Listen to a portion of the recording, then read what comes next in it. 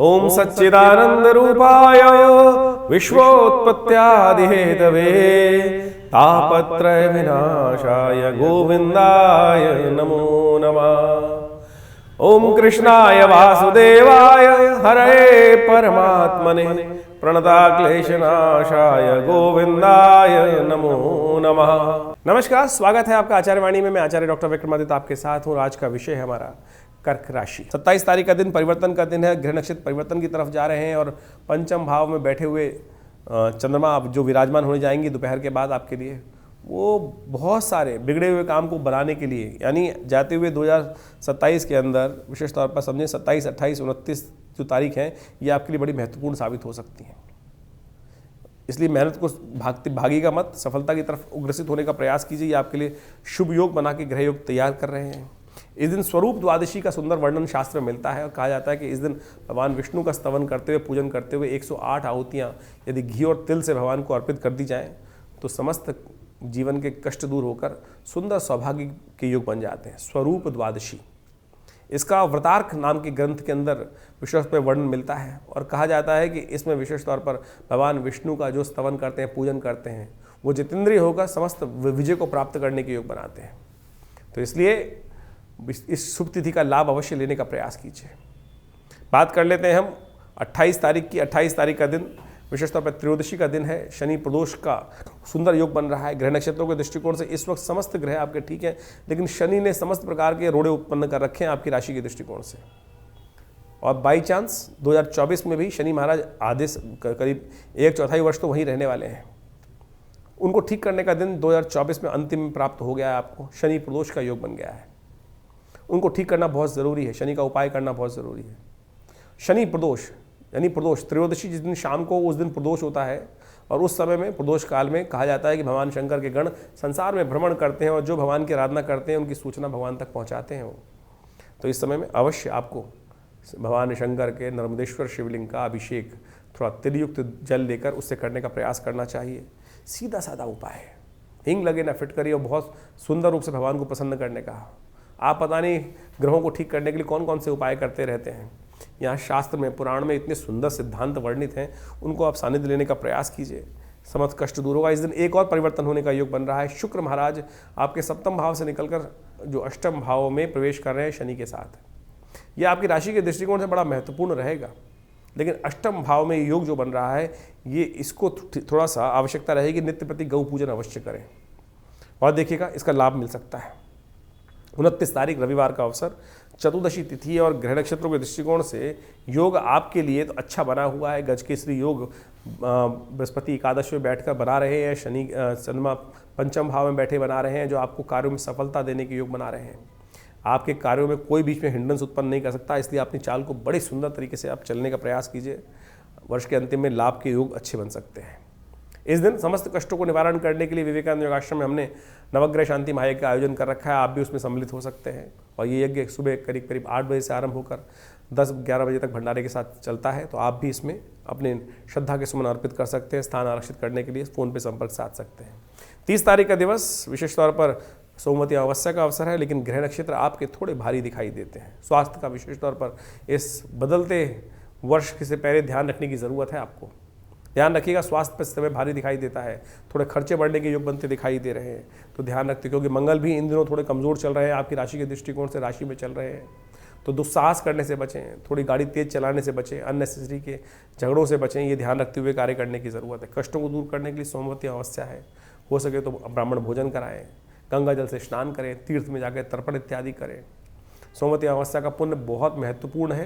कहा जाता है पांडवों के जीवन में एक बार भी ये पुण्य नहीं बना था। तो ये हमें जो सौभाग्य प्राप्त हो रहा है इस सुंदर अवसर पर, अवश्य यहाँ पर बैठ के स्थान अपने पुण्यों को जगाने का प्रयास करें। ब्राह्मण भोजन कराएं, गायत्री का जप कराएं, ये सब कल्याणकारी रहेगा। 31 तारीख साल का अंतिम दिवस मंगलवार के दिन पड़ रहा है। मंगल कमज़ोर चल रहे हैं, मंगल का उपाय करें, हनुमान जी का स्तवन करें, क्योंकि क्या होता है कि सब ग्रह जो है थोड़े जब हल्के होते हैं तो स्वास्थ्य पर भारी पड़ता है उपाय। एंजाइटी बढ़ा देते हैं, शत्रु पक्ष थोड़ा हैवी हो जाता है और वो असफलता का योग बना देता है।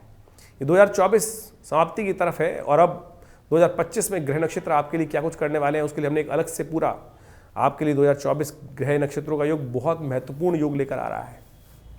मंगल प्रधान ग्रह है, मंगल प्रधान ये वर्ष है और इसमें क्या कुछ होने के योग हैं आपके लिए, वो आपको पहले से समझ लेना चाहिए। हमारे इस चैनल पर उस वीडियो को जाकर आप देख सकते हैं, आपकी राशि के अनुसार से हमने बताया है, उसको समझें, लाभ होगा। तो इस प्रकार से ग्रहों का योग जो आपने अभी समझा सिलसिलेवार तरीके से कि आपकी राशि में कब, कहाँ, किस प्रकार का योग बनेगा, उसको आपको समझकर अपने जीवन में परिवर्तन लाने का प्रयास करना चाहिए।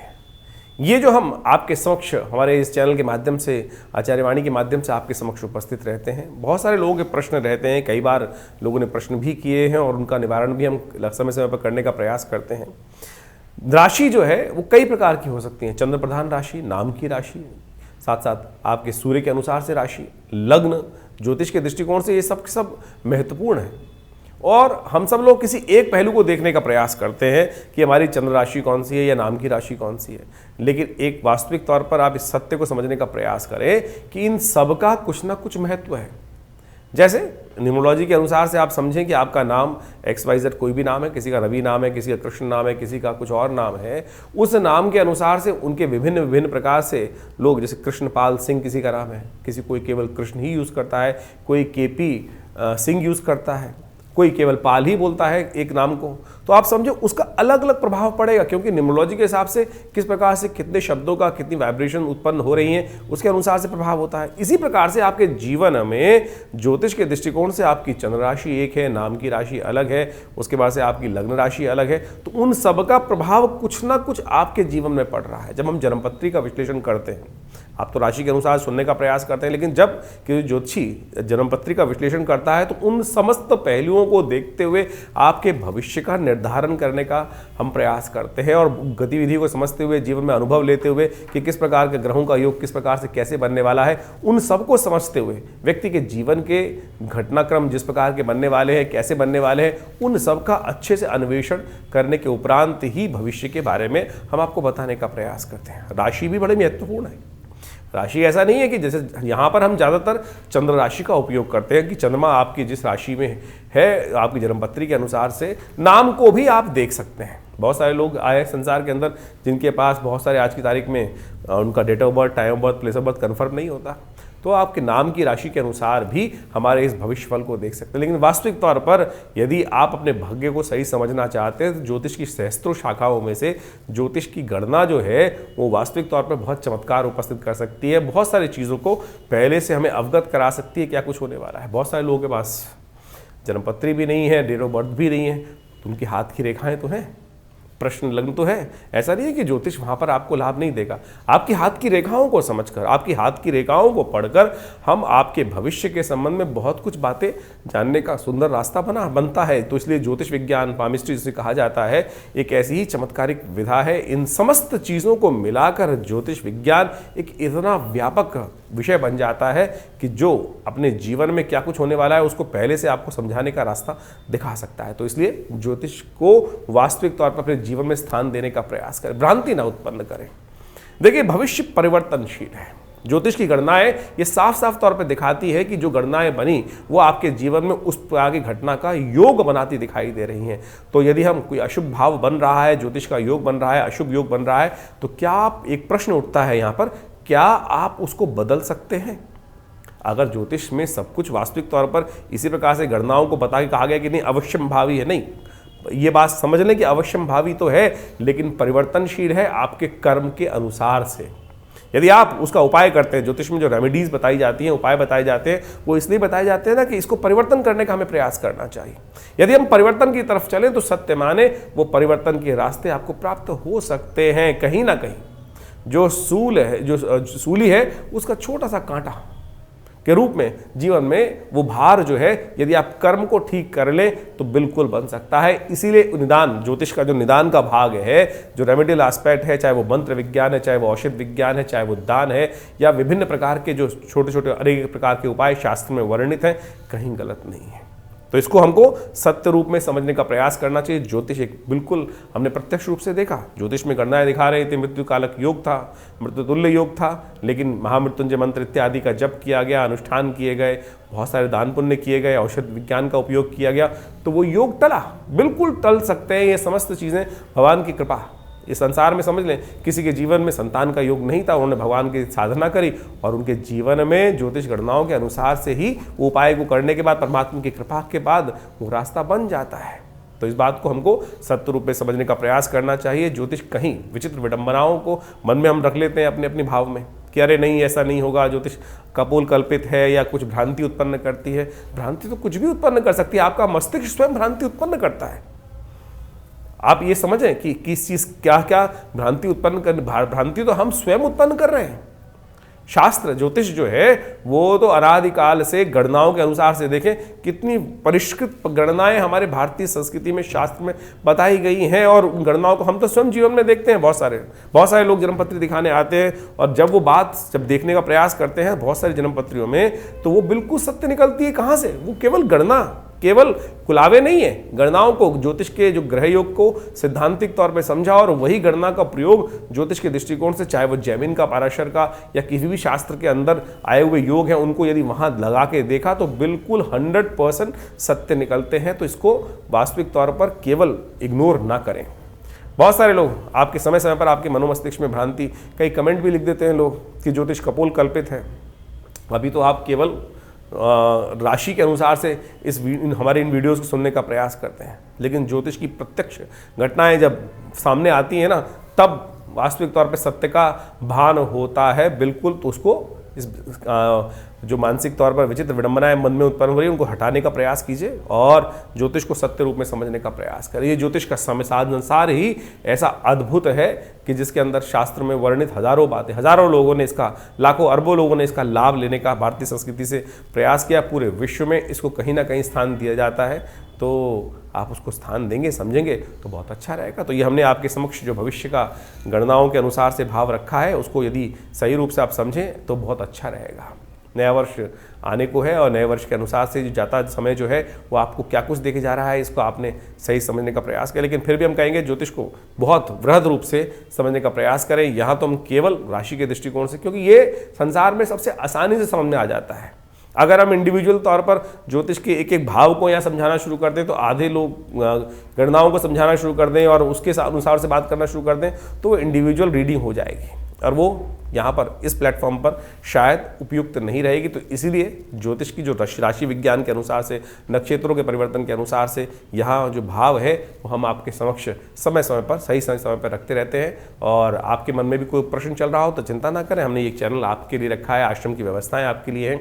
व्हाट्सएप के माध्यम से आप तुरंत हमें अपने प्रश्नों को भेज सकते हैं। हम प्रयास करेंगे उन समस्त प्रश्नों का सही उपयुक्त समय आपको दे सकें और व्हाट्सएप के माध्यम से जो प्रश्न प्राप्त होते हैं उनके निदान भी हम जल्दी से जल्दी देने का प्रयास करते हैं। लेकिन बहुत सारे लोगों के प्रश्न आ रहे होते हैं, नंबर्स आपके सामने स्क्रीन पर चल रहे हैं, उन पर आप अपने प्रश्नों को भेज सकते हैं।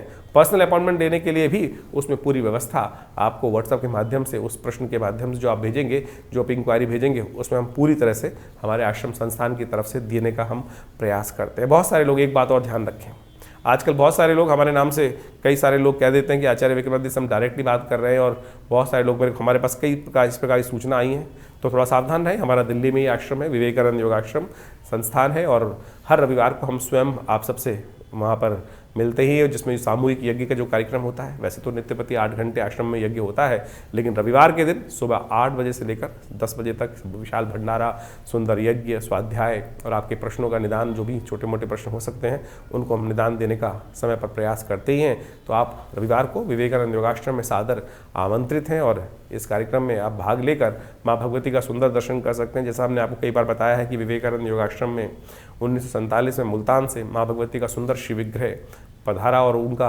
आज वहाँ पर सुंदर मंदिर विराजमान है। उनका दर्शन करेंगे तो देखिए 500 साल भगवती की दिव्य प्रतिमा पुरानी, उनका दर्शन करने मात्र से बस बहुत सारे कष्ट जीवन से दूर हो जाते हैं।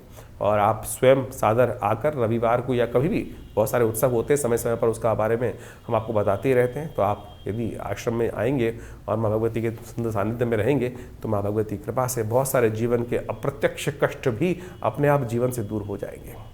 साथ साथ विवेकानंद योगाश्रम के माध्यम से हम यहाँ समय समय पर बहुत सारे यज्ञ इत्यादि, बहुत सारी कथाएं, बहुत सारे सुंदर कार्यक्रम समय समय पर आपको बताते रहते हैं, वो होते ही रहते हैं। इसके अलावा योग, प्राकृतिक चिकित्सा, आयुर्वेद का एक पूरा 100 बेड का हॉस्पिटल भी चल रहा है, जिसमें बहुत सारे लोग आकर अपने स्वास्थ्य संबंधी समस्याओं का निदान भी यहाँ पर करते हैं। और बहुत सारी भारतीय पराविद्याओं के संबंध में, चाहे वो मंत्र विज्ञान है, चाहे वो योग विज्ञान है, चाहे वो यज्ञ विज्ञान है, आयुर्वेद, मुद्राएं और इस प्रकार से योग की बहुत सारी सहस्त्रों शाखाएं, प्राणायाम इत्यादि, हठ योग इत्यादि पर बहुत सारा शोध कार्य, कुंडलनी योग, ध्यान योग, इस पर समय समय पर हम प्रकाशित भी करते रहे हैं। करीब करीब 50 पुस्तकें आश्रम की तरफ से प्रकाशित की गई हैं, जो विभिन्न योग इत्यादि के क्षेत्र में, अध्यात्म के क्षेत्र में बहुत अद्भुत स्थान रखती हैं। तो आप हमारी संस्थान से जुड़कर अपने जीवन में पूरा महत्वपूर्ण परिवर्तन लाने के लिए सुंदर योग बनाएं। स्वागत है आपका विवेकानंद योग आश्रम में।